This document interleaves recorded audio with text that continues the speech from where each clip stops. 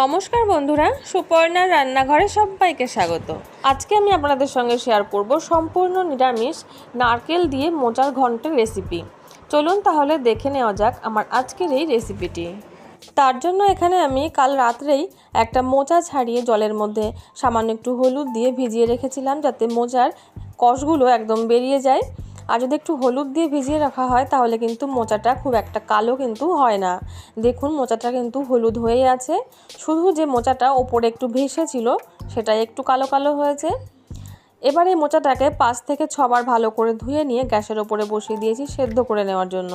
দিয়ে দেবো সামান্য একটু হলুদ আর সামান্য একটু লবণ। হলুদ আর লবণ দিয়ে প্রায় 4 থেকে 5 মিনিট ভালো করে হাই ফ্লেমে মোটামুটি সেদ্ধ করে নেব। প্রায় 5 মিনিট আমি হাই ফ্লেমে কিন্তু ফুটিয়ে নিয়েছি। এবার মোচাটাকে নামিয়ে একটু ঠান্ডা করে নিয়ে আবারও 4 থেকে 5 বার কিন্তু ভালো করে ধুয়ে নেব। মোচাটা ভালো করে ধুয়ে জলটা একদম ঝরিয়ে ঝরঝরে করে রেখেছি। এবার একটা মশলার মিশ্রণ বানিয়ে নেব। তার জন্য একটা বাটির মধ্যে দিয়ে দিলাম 1 চামচ পরিমাণে জিরে গুঁড়ো, 1 চামচ দিয়ে দেবো ধনে গুঁড়ো, আর গ্রেট করা আদা দিয়ে দেবো 2 চামচ, 1 চামচ দিয়ে দেবো হলুদ আর স্বাদ অনুযায়ী লবণ, আর দিয়ে দেবো জল। সব কিছু দিয়ে জলের সঙ্গে মশলাটা প্রথমে ভালো করে কিন্তু মিশিয়ে নেব। এবার গ্যাসের ওপরে কড়াই বসিয়ে দিয়ে দেবো তাতে সর্ষের তেল। 3 টেবিল চামচ পরিমাণে সর্ষের তেল আমি দিলাম। ফোড়নে দিয়ে দিচ্ছি একটা শুকনো লঙ্কা, লঙ্কাটাকে একটু ফাটিয়ে দিচ্ছি, আর দিয়ে দেব সামান্য একটু গোটা জিরে। এবার মশলার মিশ্রণটা আমি ঢেলে দিচ্ছি। মশলাটা কিন্তু ভালো করে কষিয়ে নেব। লবণ হলুদের মধ্যে কিন্তু সব কিছুই দেওয়া আছে, তাই আমি কিন্তু আর দিচ্ছি না। শুধু একটু দিয়ে দেবো চিনি, কারণ নিরামিষ রান্না একটু চিনি না দিলে কিন্তু খেতে একদমই ভালো লাগে না। এবার মশলাটাকে ভালো করে কষিয়ে নেব। মশলাটা খুব ভালোভাবে কিন্তু কষিয়ে নেওয়া হয়ে গেছে। এবার এর মধ্যে দিয়ে দেবো মোচাটা দিয়ে গ্যাসের ফ্লেমটা কিন্তু একটু হাইতে রাখবো। রেখে মশলার সঙ্গে মোচাটাকে ভালো করে প্রথমে মিশিয়ে নেব। 6 থেকে প্রায় 7 মিনিট মোচাটা কিন্তু কষিয়ে নেওয়ার পরে মোচাটা এইরকম হয়ে যাবে। তখন এর মধ্যে দিয়ে দিচ্ছি জল। খুব বেশি জল দেওয়ার প্রয়োজন নেই, 2 থেকে 3 কাপ মতন জল দিলেই হবে।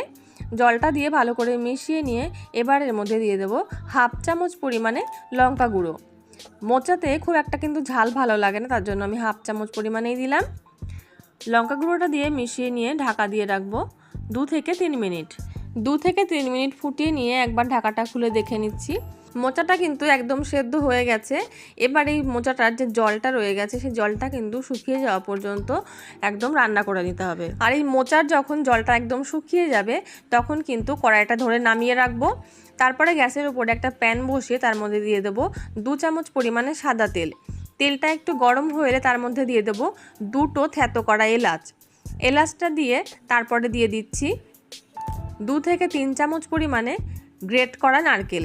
আমি এখানে শুকনো নারকেল ব্যবহার করেছি, আপনারা কাঁচা নারকেল কিন্তু অবশ্যই দিতে পারেন। শুকনো বলে আমি একটু গ্রেট করেই নিয়েছি। নারকেলটাকে কিন্তু একটু লালচে হওয়া পর্যন্ত ভেজে নেব।